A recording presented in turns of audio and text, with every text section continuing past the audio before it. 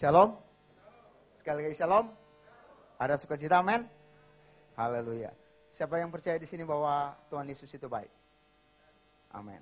Kalau kita percaya bahwa Tuhan itu Yesus baik, maka tepuk kiri kanan. Bilang, kamu baik enggak sama Tuhan Yesus? Karena biasanya kan kita selalu bilang, Tuhan Yesus baik, Tuhan Yesus baik. Tapi kita baik enggak sama Tuhan Yesus? Oke, saudara yang dikasih dalam Tuhan kita Yesus Kristus, mari kita buka firman Tuhan dalam Yeremia 17 ayat 7 dan 8. Sekali lagi Yeremia pasal 17 ayat 7 dan 8. Ayat yang sering kita baca, bahkan sudah menjadi ayat hafalan. Saya masih ingat pertama kali bergabung di tempat ini, saya ingat betul ini ayat. Karena waktu itu bergabung di gereja ini, terus ikut kul di tempatnya Pak Herman. Pak Herman kesaksian pada waktu itu. Dan dia butuh sekali lukisan seperti ini. Lukisan tentang sebuah pohon yang ditanam di tepi aliran air yang menghasilkan buah pada musimnya. Saya ingat, untung beliau nggak hadir pada ini, sakit ya. Tapi saya nggak tahu apakah beliau sudah dapat lukisannya. Saya ingat betul itu waktu itu beliau kesaksian. Nah, kita mau merenungkan bukan bicara tentang lukisannya, tapi tentang firman yang terdapat di Yeremia 17 ayat 7 dan 8. Saya ajak kita untuk membacanya bersama-sama karena cuma 2 ayat. 1, 2, 3. Diberkatilah orang yang mengandalkan Tuhan, yang menaruh harapnya kepada Tuhan.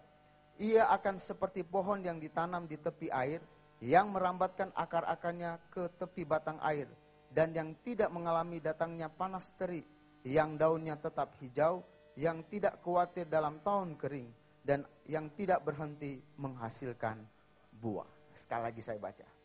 Diberkatilah orang yang mengandalkan Tuhan, yang menaruh harapnya kepada Tuhan. Ia akan seperti pohon yang ditanam di tepi air, yang merambatkan akar-akarnya ke tepi batang air, dan yang tidak mengalami datangnya panas terik, dan daunnya tetap hijau, yang tidak khawatir dalam tahun yang kering, dan yang tidak berhenti menghasilkan buah. Ayat ini hampir sama dengan Mazmur 1, ayat 1, kalau nggak salah ayat 1 sampai 2 atau 3. Tentang ayat ini. Saudara yang dikasih dalam Tuhan kita Yesus Kristus, kalau kita membaca ayat ini, biasanya, baik kita yang itu awam maupun pengkhotbah, biasanya dia langsung lompat ke ayat 8. Dia langsung berbicara tentang pohon. Apa itu pohon, apa itu buah, bagaimana menjadi pohon yang kokoh. Kadang-kadang dia lompat ke situ. Kenapa? Karena biasanya orang selalu mencari akibatnya. Saya mau bawa dulu kita, buka wawasan kita untuk membawa kita membaca firman Tuhan secara utuh. Bukan parsial. Parsial itu cuma bagian-bagian.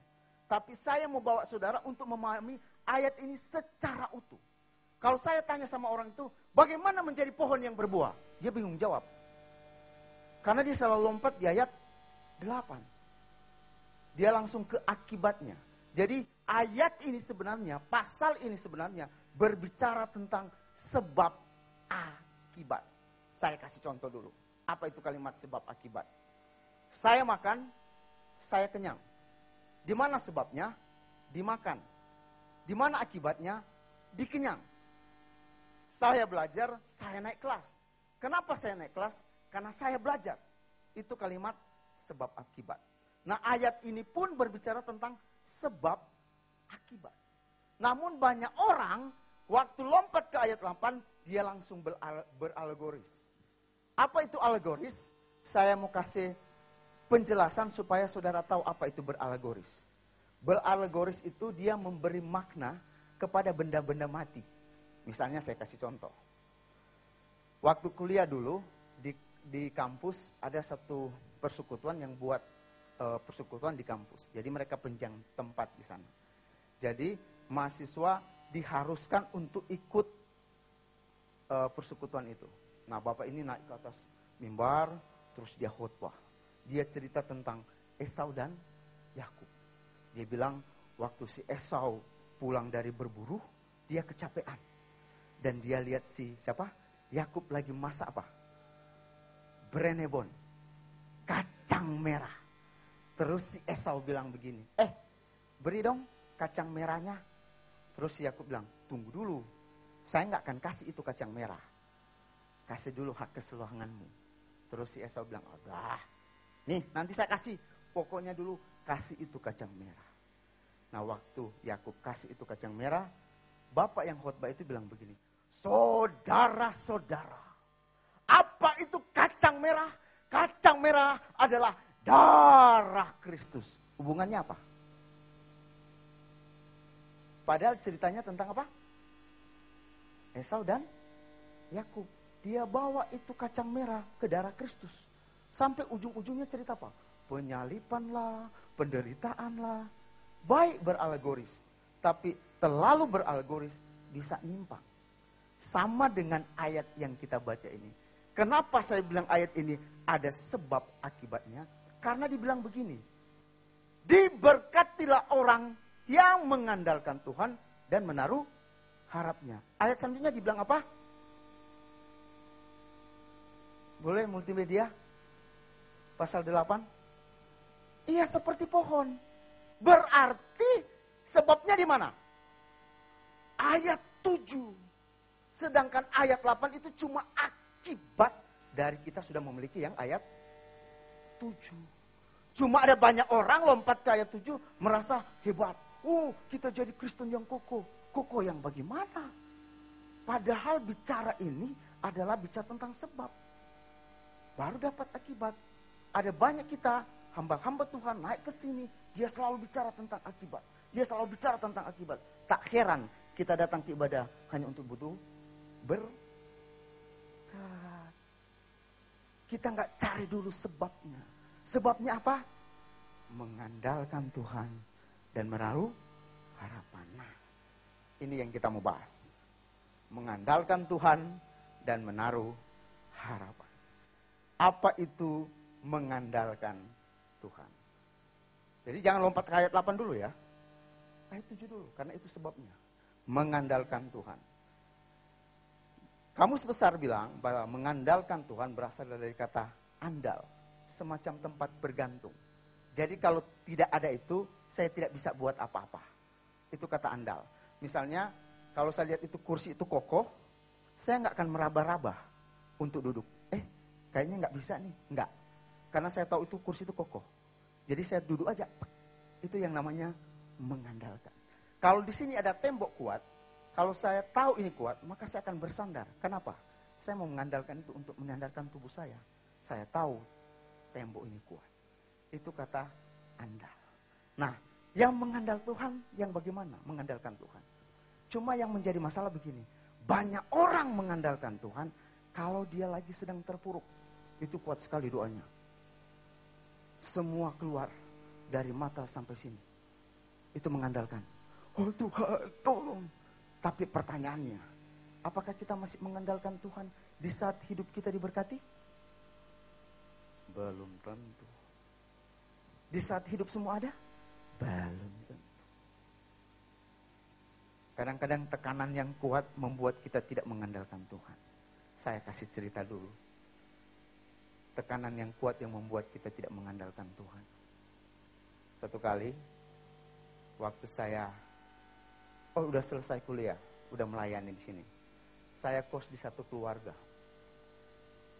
Kos itu, rumah itu 2 tingkat, saya kosnya di atas. Di atas itu ada 3 kamar. Saya pakai 1 kamar di atas. Nah keluarga ini, kalau saya mau lihat, setiap hari ribut. Marahan terus. Dan kalau ribut keren. Kalau mereka kalau marahan nggak pakai kebun binatang. Pakai apa? Ayat firman. Keren banget nih keluarga. Kalau si istri lihat sama si suami lagi tidur malas maksudnya. Lu malas lu, bangun lu, belajar sama semut gitu. Terus si suami bilang, lu mikir lebih baik saya tinggal di suatu rumah daripada tinggal sama istri yang cerewet. Wah ayat Alkitab semua keluar loh. Hampir setiap hari. Kadang-kadang saya jadi wasit. Jafar, tolong, Jafar. Itu jam 2 malam. Udah pagi ya. Pas saya buka pintu, saya lihat panda. Di sini biru, dipukulin suaminya. Nah, saya mau cerita sedikit dulu tentang suami ini, keluarga ini, tapi yang mau jadi inti ceritanya itu tentang seorang anak. Dia anak di situ ada anak yang kedua buat mereka. Kalau setiap kali pulang sekolah, dia nggak ke rumah. Dia main PS sampai malam. Bahkan kalau dikasih duit jajan, dia pakai untuk main PS. Terus papanya nyari, ketemu, udah malam tuh, dijewer di telinganya.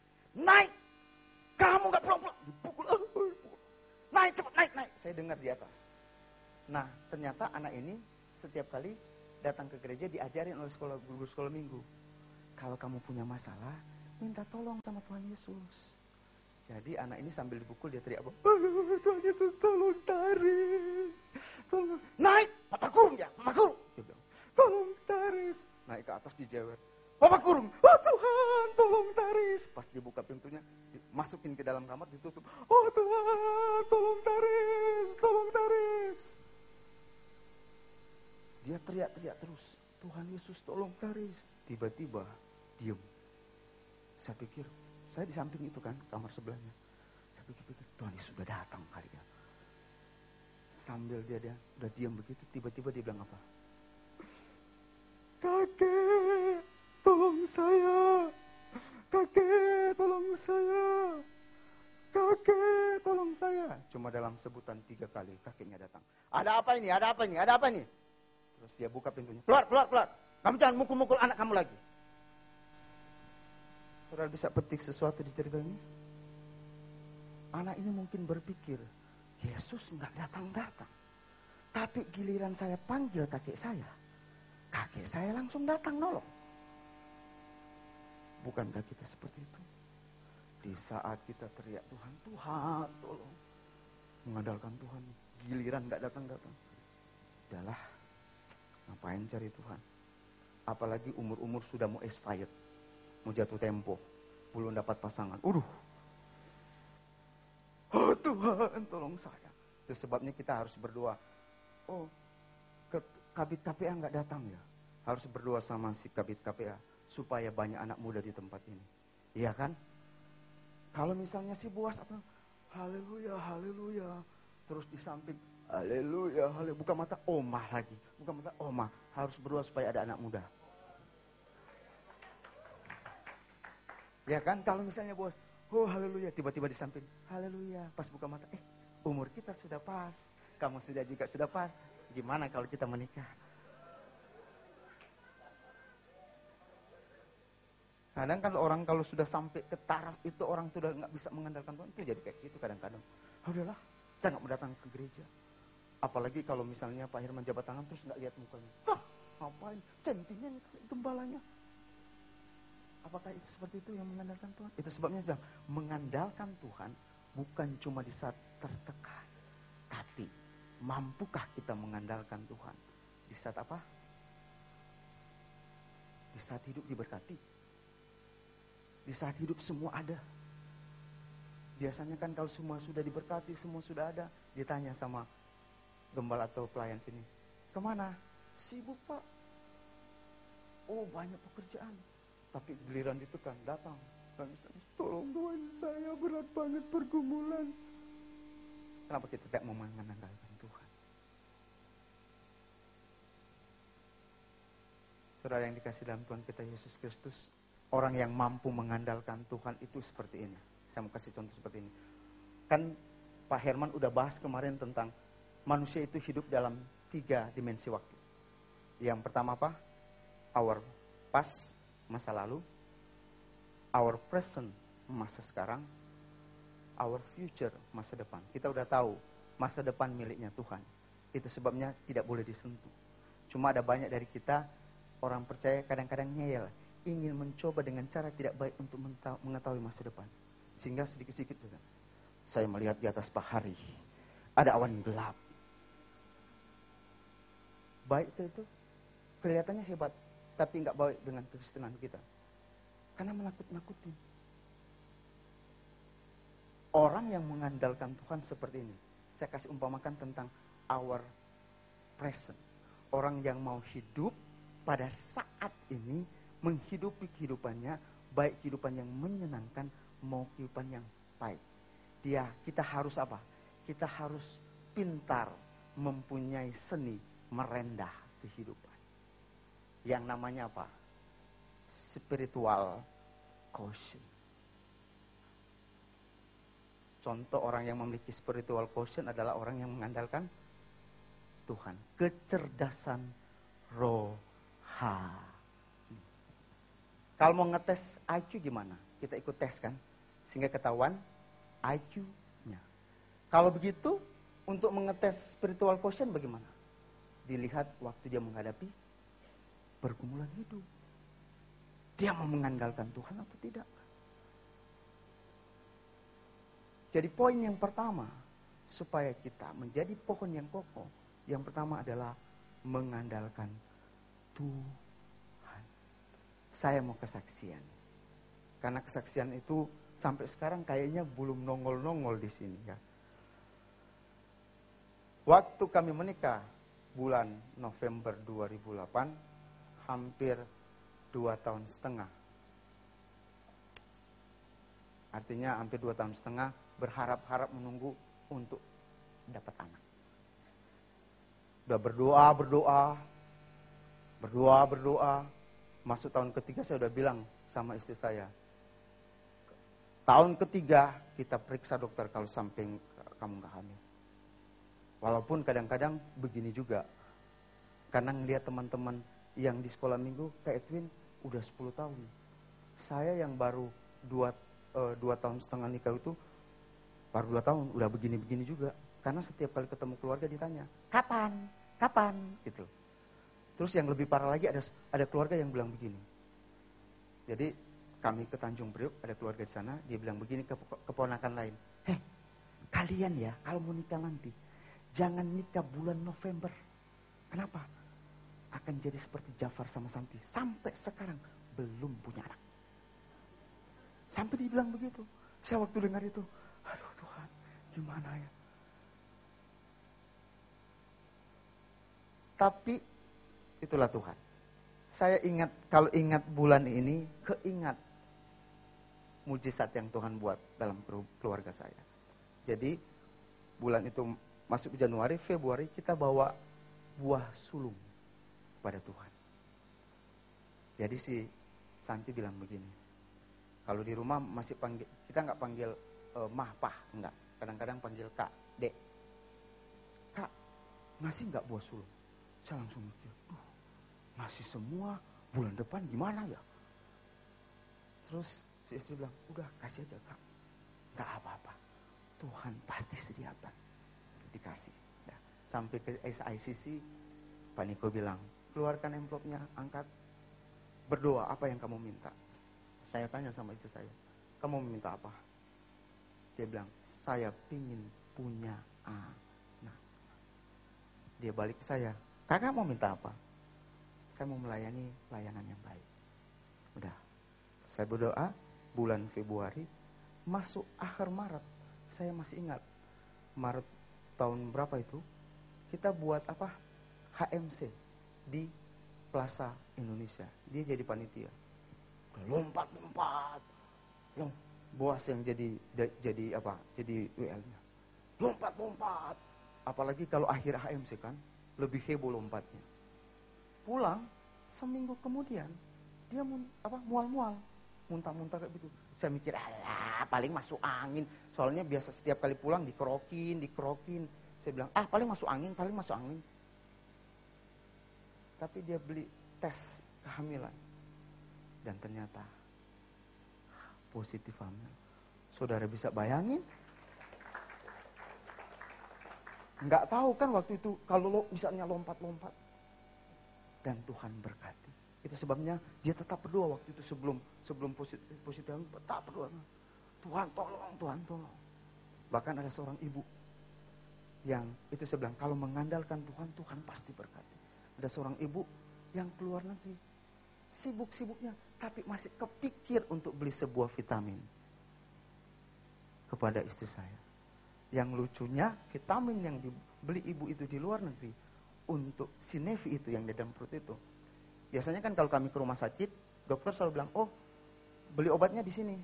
Nah kami bawa yang vitamin itu. Waktu ditunjukkan ke dokter, dokter bilang begini, loh ini bagus banget, dia bilang. Nggak usah beli lagi di sini. Pakai aja ini vitamin sampai anak itu dilahirkan. Jadi nggak keluar uang. Cuma pakai vitamin yang dibeli seorang ibu itu. Ibu itu ada di sini. Bu Yosi. Itu karena berkat mengandalkan Tuhan. Sampai saya pikir, kok bisa-bisanya ya Ibu Yosi capek-capek bisa kepikir beliin vitamin buat itu. Orang yang mengandalkan Tuhan pasti diberkati oleh Tuhan. Amin. Amin. Amin apa nih? Amin kerinduan atau amin kejadian? Biasanya masih kerinduan. Yang kedua, bagaimana supaya kita kokoh di dalam Tuhan? Yang kedua adalah menaruh pengharapan. Kata klise kan sebenarnya, menaruh pengharapan. Menaruh pun punya pengertian melepas atau memberi. Misalnya sebegini, saya taruh di sini dan saya percaya itu nggak akan hilang.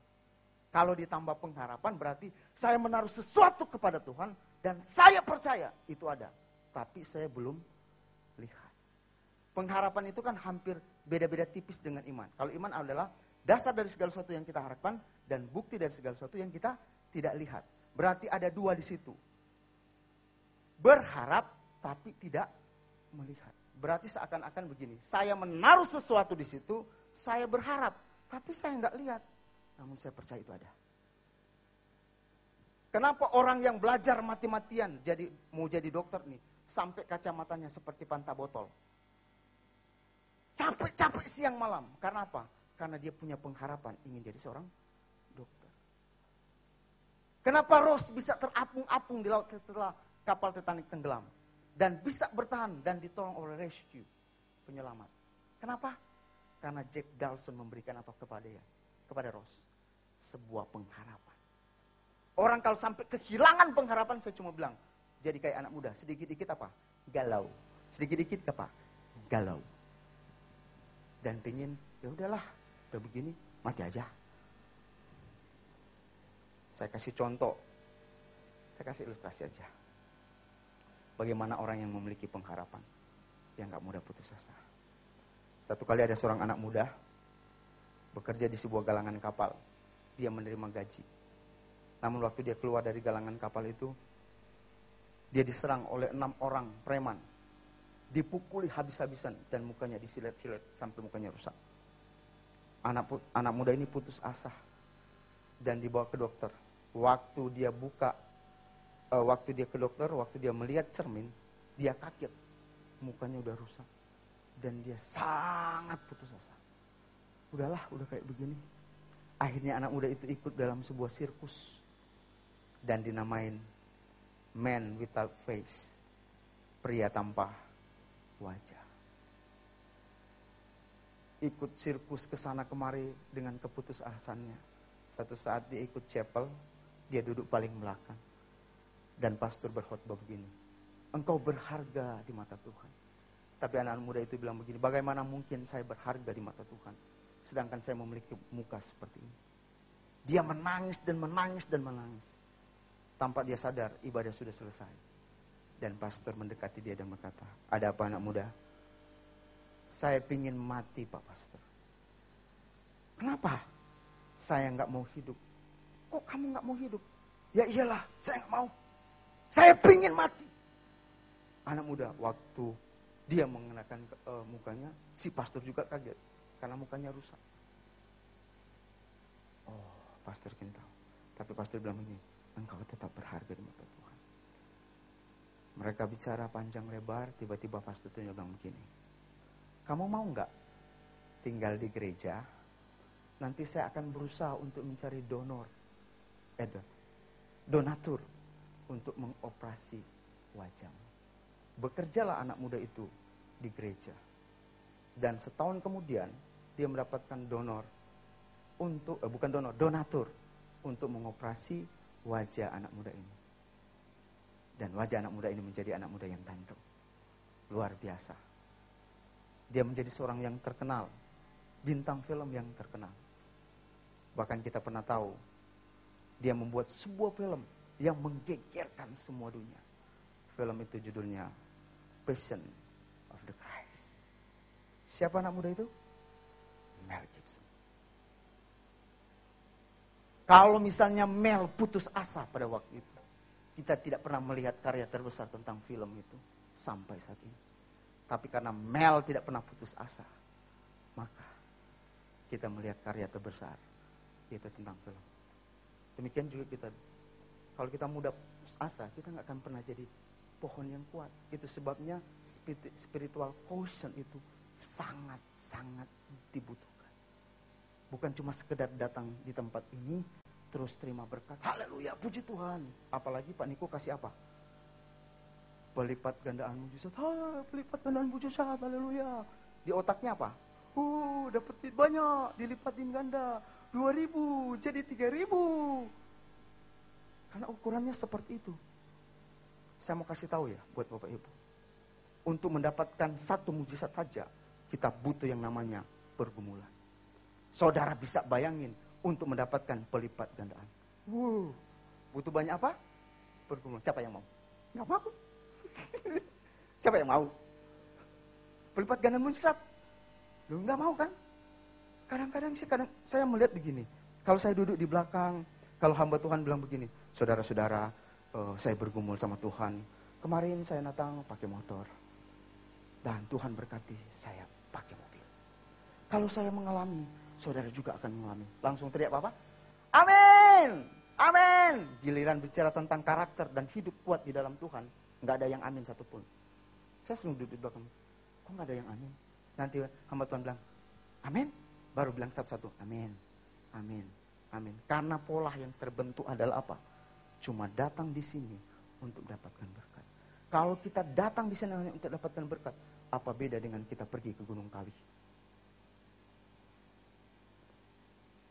Saudara, yang kedua adalah mari kita memiliki pengharapan kepada Tuhan. Saya mau tutup dengan sebuah cerita bagaimana orang yang tidak memiliki pengharapan dan putus asa. Ada dua anak muda, yang satu jago menyusun cerita, yang satu jago melukis. Mereka menciptakan sebuah tokoh superhero yang hebat.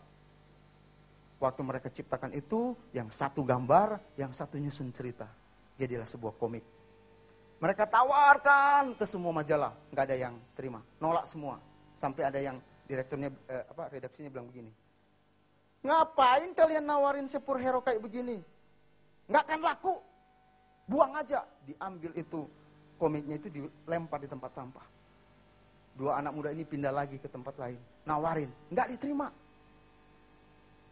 Karena putus asa, mereka jual berapa? Karya mereka itu jual dengan harga $10. Dijual. Sama hak patennya juga. Jadi waktu dibeli, ya udah, yang punya itu, yang beli itu jadi punyanya dia. Beberapa tahun kemudian, superhero itu terkenal. Dijadiin komik, bahkan 2000, kalau nggak salah, 2017 nanti filmnya akan dirilis. Berteman dengan Batman. Siapa superhero itu? Superman. Siapa nggak kenal Superman? Dari saya kecil sampai saat ini, tokoh superhero itu terkenal. Namun dijual oleh dua anak muda ini yang menemukan itu. Karena putus asa. Diksi komik yang membelinya. Saudara yang dikasih dalam Tuhan kita Yesus Kristus, kalau kita sudah memiliki yang dua ini, mengandalkan Tuhan dan menaruh pengharapan, baru jadi apa? Baru lompat ayat 8. Ia seperti pohon yang ditanam di tepi aliran air. Jadi saudara yang dikasih Tuhan kita Yesus Kristus, mari mengandalkan Tuhan dan tetap menaruh pengharapan kepada Tuhan. Jangan pernah putus asa. Saya pun masih belajar. Saya pun lagi menaruh pengharapan kepada Tuhan. Lagi berdoa. Nanti saya cerita kalau yang saya taruh ke pengharapan Tuhan itu saya sudah dapat. Tapi saya lagi menaruh pengharapan kepada Tuhan. Lagi berdoa. Karena setiap kali pulang gereja atau pulang kantor, istri langsung teriak tentang hal itu. Kapan ya? Tuhan, udah capek kayak begini. Kapan ya? Kami masih belajar untuk menaruh sebuah pengharapan kepada Tuhan. Kalau itu sudah jadi, saya ceritakan buat Bapak Ibu. Mari tetap mengandalkan Tuhan.